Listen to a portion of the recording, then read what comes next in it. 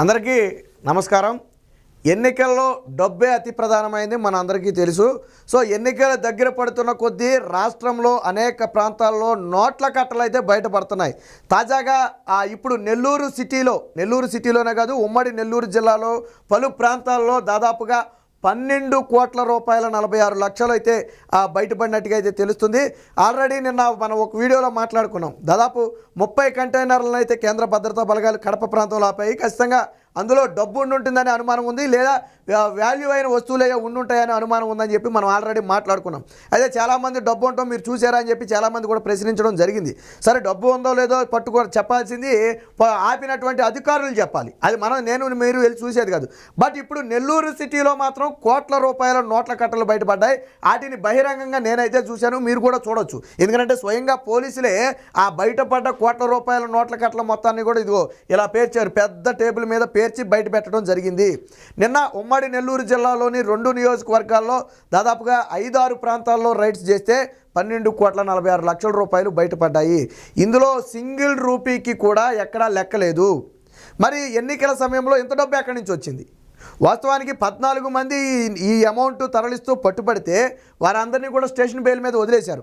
అంటే అధికార పార్టీ నేతల ఒత్తిడికి తలొగ్గి వదిలేశారనే అనుమానం ఇప్పుడు ప్రజల్లో బలంగా ఉంది. ఎందుకంటే ఇప్పుడు నేను దొరికాను అనుకోండి, ఒక 5 కోట్లు తీసుకుని వదిలిపెడతారా నన్ను?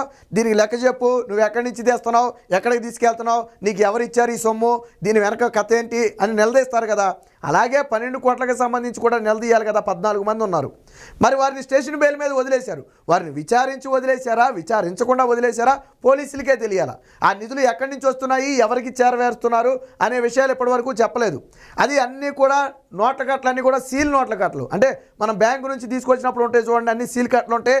ఆ విధంగా అన్ని సీల్ నోట్ కట్టలు. అసలు ఇవి రాష్ట్రంలోనే వివిధ బ్యాంకుల నుంచి డ్రా చేశారా, లేదా పక్క రాష్ట్రాల్లో మార్చేసి బోర్డర్ దాటించి తీసుకొచ్చారా? ఇలాంటి అనేక అనుమానాలు కలుగుతున్నాయి. ఒక చోట కాదు, 2 చోట్ల కాదు, దాదాపుగా 4-5 చోట్ల అయితే ఈ అమౌంట్ మొత్తం కూడా పట్టుబట్టడం జరిగింది. ఇక చూడొచ్చు, ఉమ్మడి నెల్లూరు జిల్లాలో 12 కోట్ల 46 లక్షల 40 వేలు అక్షరాల పట్టుబడిన అమౌంట్. ఆ అమౌంట్ మొత్తాన్ని కూడా ఇదిగో పోలీసులు ఇక్కడ బహిరంగంగానే ప్రెస్ మీట్ పెట్టి మొత్తం కూడా టేబుల్ మీద పెట్టి చూపించడం జరిగింది. అయితే 4-5 ప్రాంతాల్లో దొరకడం జరిగింది. అందులో మొదటగా నెల్లూరు సిటీలోనే ఆ నవాబుపేట పోలీస్ స్టేషన్ పరిధిలోనే, అంటే ఆ సరౌండింగ్లోనే దాదాపుగా 5 కోట్ల 83 లక్షల రూపాయలను వారి నుంచి స్వాధీనం చేసుకోవడం జరిగింది. ఇది నెల్లూరు సిటీ పరిధిలో జరిగినటువంటి ఘటన. ఇక అదే సమయంలో వెంకటాచలం టోల్ ప్లాజా, ఆ టోల్ ప్లాజా వద్ద కూడా 1,50,40,000 రూపాయలను తీసుకోవడం జరిగింది. ఇది టోల్ ప్లాజా వద్ద. అసలు వాస్తవానికి టోల్ ప్లాజా వద్ద అనుమానంతో తనిఖీ చేస్తే బయటపడింది ఇది. బట్ తనిఖీలు జరగకుండా దాటి వెళ్ళిపోయింది. ఎంత ఉందో ఎవరికీ తెలియదు. ఇక ఇదే సమయంలో గూడూరు పరిధిలోనైతే దాదాపుగా 5 కోట్ల 13 లక్షల రూపాయల నగదునైతే పట్టుకున్నారు. అంటే ఇటు గూడూరు, అటు Venkatachalam toll gate plus Nellore city పరిధి, నవాబుపేట పోలీస్ స్టేషన్ పరిధి, ఇలా మొత్తంగా అనేక ప్రాంతాల్లో రైడ్స్ చేస్తే 12 కోట్ల రూపాయలు బయటపడ్డాయి. మరి ఈ డబ్బు అంతా ఎక్కడి నుంచి వచ్చింది? ఎన్నికల సమయం కాకపోతే ఇంత డబ్బు ఎక్కడికి వెళుతుంది? సాధారణంగా 1-2 లక్షలు అయితే సరే ఏదో అవసరానికి తీసుకెళ్తున్నారని మనం అనుకోవచ్చు. బట్ ఎంత డబ్బు ఎందుకు తీసుకెళ్తున్నారు? అది కూడా ముఠాలుగా విడిపోయి, వీరంతా బేసిక్గా ఒక గ్యాంగ్కి చెందిన వారనే అనుమానం. వాళ్ళే ముక్కలుగా విడిపోయి వివిధ ప్రాంతాలు కొద్దిగా తీసుకెళ్తున్నట్టుగా సమాచారం. బట్ మొత్తం ఫైనల్గా ఒక చోటకే చేరుద్ది అనే అనుమానం అయితే ఉంది. అది ఎక్కడికంటే నెల్లూరులో ఎక్కడో ఒక ప్రాంతానికి. అది వాళ్ళని పట్టుకున్న వాళ్ళని విచారిస్తే ఈ మొత్తం ఎక్కడికి వెళ్తుందనేది తెలుస్తుంది.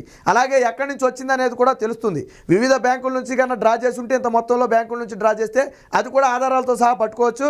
మొత్తాన్ని ఇన్కమ్ ట్యాక్స్ వాళ్ళకైతే కేసును అప్పగిస్తామని చెప్పి పోలీసులు అయితే చెప్తున్నారు. కానీ ఈ కేసుకు సంబంధించి పూర్తి వివరాలు ఏమీ చెప్పలా. ఆ పట్టుబడిన వాళ్ళు ఎవరు, ఏంటి కథ ఏంటి, ఎక్కడి నుంచి వస్తున్నాయి, లేదా దీని వెనక ఏమన్నా ఎవరైనా నేతలాస్తం ఉందా అని చెప్పలేదు. బట్ మన అనుమానం ఏంటంటే వారందరినీ కూడా స్టేషన్ బెయిల్ మీద వదిలేశారని తెలుస్తుంది. అంటే ఒత్తిడి లేకుండా ఇంత మొత్తంలో పట్టుబడితే స్టేషన్ బెయిల్ మీద వదిలేస్తారా? ఇంత నగదు దొరికినప్పుడు ఖచ్చితంగా నగదును ఏ విధంగా అయితే సీజ్ చేశారో ఆ దొరికిన వ్యక్తులను కూడా అదుపులోకి తీసుకుంటారు, విచారణ చేస్తారు. అవసరమైతే న్యాయస్థానాల ముందు కూడా ప్రవేశపెట్టాలి, లెక్కలు చూపించకపోతే, లేదా ఇన్కమ్ ట్యాక్స్ డిపార్ట్మెంట్కి హ్యాండ్ ఓవర్ చేయాలి. అలా కానీ ఆ వ్యక్తులందరూ కూడా స్టేషన్ బెయిల్ మీద బయటకు వెళ్ళిపోయారు. ఎందుకు వెళ్ళిపోయారంటే అధికార పార్టీ నేతలు ఒత్తిడి వల్ల వెళ్ళారనేది ప్రధాన అనుమానం. ఆల్రెడీ నిన్న కడపలో 30 కంటైనర్ల గురించి మనం మాట్లాడుకున్నాం. అందులో డబ్బే ఉందా లేదా విలువైన వస్తువులే ఉన్నాయనేది ఆపిన వాళ్ళకే తెలియాలి. సరే, ఆ కథ అక్కడితో ఎలాగో క్లోజ్ చేయించారు. బట్ ఇది మాత్రం రెడ్ హ్యాండెడ్గా దొరికేశారు. అందులో ఉందా లేదనేది మనకు తెలియదు. బట్ ఇది మాత్రం రెడ్ హ్యాండెడ్గా ఇదిగో ఈ విధంగా మళ్ళీ పోలీసులే మళ్ళీ వీళ్ళు బయట పెట్టడం కాదు, స్వయంగా పోలీసులే బయట పెట్టారు. ఇదిగో నోట్ల కట్టలు ఇవే, ఇగో ఈ స్థాయిలో నోట్ల కట్టలు అయితే మొత్తంగా పట్టుకోవడం జరిగింది. మరి ఇన్ని సీల్ నోట్ల కట్టలు మొత్తంగా చూడండి, 500 రూపీస్ నోట్ల కట్టలు అన్నీ కూడా సీల్డ్ నోట్ల కట్టలు. మనం ఏది కూడా లెక్కేయాల్సిన అవసరం లేదు, అన్నీ కూడా సీల్డ్ నోట్ల కట్టలు. అంటే ఎన్నికల నేపథ్యంలోనే రాష్ట్ర వ్యాప్తంగా ఆయా నియోజకవర్గాలను డబ్బు ఇప్పుడే తరలిస్తున్నారు. ఎందుకంటే గట్టిగా ఇంకొక నెల పోతే నెలన్నర పోతే ఎన్నికలు కూడా అమల్లోకి వచ్చే అవకాశం ఉంది. ఎందుకంటే ఎన్నికలు దగ్గర పడ్డాయి కాబట్టి ఎన్నికలు కూడా అమల్లోకి వచ్చిన తర్వాత ప్రతి చోట కూడా చెక్ పోస్ట్ ఉంటుంది, బోర్డర్స్లో ఉంటుంది, అలాగే నియోజకవర్గాల మధ్యలో కూడా అక్కడక్కడ చెక్ పోస్టులు ఉంటాయి. కాబట్టి అప్పుడు డబ్బు తరలించడం కష్టంగా మారుతుంది. కాబట్టి ఇప్పుడే తరలించేసి జాగ్రత్త చేయడం మంచిదని చెప్పి ముక్కలుగా ఎందుకు తరలిస్తున్నారు అంటే దొరకకుండా, ఒకవేళ దొరికినా ఎక్కడైనా దొరికితే 1 2 కోట్లే దొరుకుద్ది, బట్ మిగిలినంతా దొరకదు కదా. అందుకనే బల్క్లో కాకుండా ముక్కలుగా విడగొట్టి దీన్ని అయితే సరఫరా చేస్తున్నట్టు తెలిసింది. బట్ మొత్తాన్ని కూడా ఎవరో ఒకరు సరఫరా చేస్తున్నారు, ఎక్కడో ఒక చోట నుంచి అయితే వస్తుంది. అది ఎక్కడి నుంచి, దాని వెనకుంది ఎవరు అనే విషయాలని బయట పెట్టాల్సి ఉంది. బట్ ఆ విషయాలే ఇప్పటి వరకు బయటకు రాలేదు.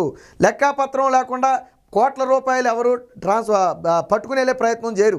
ఇప్పుడు నేనున్నానంటే 1 కోటి రూపాయలు నేను పట్టుకెళ్తున్నా అంటే ఖచ్చితంగా ఒక రీజన్ ఉండాలి. ఏదైనా ల్యాండ్ అమ్మితే వచ్చిన డబ్బు, లేదా బ్యాంకు నుంచి నా అకౌంట్లోంచి నేను డ్రా చేస్తే వచ్చిన డబ్బు, లేదా ఇంకోటో ఏదో స్పష్టమైన రీజన్ ఉండాలి. అంతేగాని బీరువాల్లో దాచేసి పట్టుకెళ్ళే కాదుగా. పైగా సీల్డ్ నోట్ల కట్టలు అనుమానం ఎందుకు వచ్చిందంటే అది సీల్డ్ నోట్ల కట్టలు. పోనీ వీళ్ళు ఎవరో కూడా వ్యాపారాలు చేసేవాళ్ళు కాదు. ఎందుకంటే వ్యాపారాలు చేసేవాళ్ళు అయితే కొంత డబ్బుని అటు ఇటు ట్రాన్స్ఫర్ చేస్తారు. అదే 12 కోట్ల రూపాయలు క్యాష్ రూపంలో ట్రాన్స్ఫర్ చేస్తారంటే చేయరని చెప్పాలి. ఈరోజంతా ఆన్లైన్ సిస్టమ్ వచ్చేసిన తర్వాత మరి ఎక్కడి నుంచి వచ్చింది అనేది పోలీసులే బయటపెట్టాలి. ఏది ఏమైనా ఎన్నికల దగ్గర పడుతున్న వేళ రాష్ట్రంలో కోట్ల రూపాయల నోట్ల కట్టలు బయటపడుతున్నాయి. ఇది ఒక నెల్లూరులో ఇప్పుడు బయటపడింది. బట్ మిగతా జిల్లాల్లో పట్టుబడకుండా ఎంత సాగుతుందో వైసీపీ నేతల అండదండలతో పోలీసులు కూడా చూసి చూడనట్లు వ్యవహరిస్తే అనేక ప్రాంతాల్లో గమ్యస్థానాలకు చేరే అవకాశం ఉంది. ఏది ఏమైనా ఈ నోట్ల కట్ల వ్యవహారం మొత్తాన్ని కూడా అటు ఇన్కమ్ ట్యాక్స్ కానివ్వండి, ఇటు పోలీసులు కానివ్వండి బయట పెట్టాలి. దీని వెనక ఎవరి హస్తం ఉంది, ఎక్కడికి తీసుకువెళ్తున్నారు, దీనికి ఎన్నికలకు సంబంధం ఉందా లేదా అనే విషయాలు బయట పెట్టాలి. మనం ఇప్పటికే మాట్లాడుకున్నాం, ఖచ్చితంగా వచ్చే ఎన్నికల్లో అధికార పార్టీ డబ్బునే నమ్ముకుంది. ఆ డబ్బునే నమ్ముకుని ఎన్నికలకు వెళ్ళబోతుంది. ఎందుకంటే పరిస్థితులు మారిపోయాయి. కాబట్టి ఆ కోణంలోనే ఎప్పటి నుంచి కూడా డబ్బుని భారీ ఎత్తున నియోజకవర్గాలకు చేరుస్తున్నారనే అనుమానం ఉంది. దీని మొత్తాన్ని కూడా పోలీసులు, దీని కథ ఏంటనేది పోలీసులే బయట పెట్టాల్సిన అవసరం ఉంది.